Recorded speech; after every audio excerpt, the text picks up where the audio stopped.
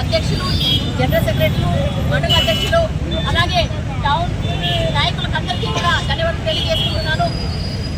నిన్న నగర కర్నూలులో ఏదైతే సంఘటన జరిగిందో దానిపైన చాలా తీవ్రంగా మా పార్టీ అధ్యక్షులు దిల్మార్ ముల్లన్న గారు ఖండించడం జరిగింది. అలాగే అక్కడికి వెళ్ళి ఆ కుటుంబాన్ని కూడా పరామర్శించడం జరిగింది.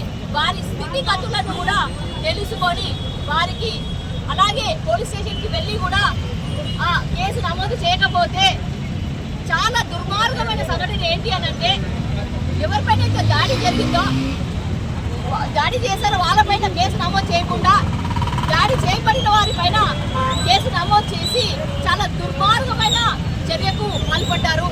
అక్కడ నాయకులు కానీ పోలీసులు కానీ ఇలా వివిధ వర్గాల నాయకులు అందరూ కూడా కలిసి వాళ్ళని అనుగమనడానికి ప్రయత్నం చేశారు.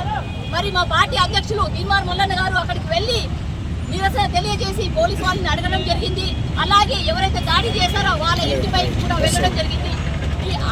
అలాగే అంటే ఏమంటారు, వాళ్ళ స్థితిగతులను తెలుసుకొని 2 లక్షల ఆర్థిక సాయాన్ని కూడా వారు ప్రకటించడం జరిగింది. ఇంకా ముందు కూడా ఏ ఒక్క బీసీలకి అన్యాయం జరిగినా కూడా దిల్మార్ ముల్లన్న గారు ఉంటారని చాలా స్పష్టంగా చెప్పడం జరిగింది. వివిధ రకాలుగా నిరసన చేసి తెలియజేశారు. ఈ సందర్భంగా ఒకటే తెలియజేయాలనుకుంటున్నాను, మనము మృగాలం కాదు, అడవిలో బతకట్లేదు. మనము అంటే జనజీవన సమస్యలు బతుకుతున్నప్పుడు మానవత్వం ఉండాలి. ఇంకా మనం చదువుకొని ముందుకు వెళ్తున్నప్పుడు కూడా గుడిలో నీలాంటి తక్కువ పోలు రావద్దు అని చెప్పేసి అనడము అది ఎంతవరకు శోచనీయమో మీరు ఆలోచించాలి. ఇప్పటికైనా బీసీలు ఏకం కావాలి అని చెప్పేసి ఈ సందర్భంగా తెలియజేసుకుంటున్నాను.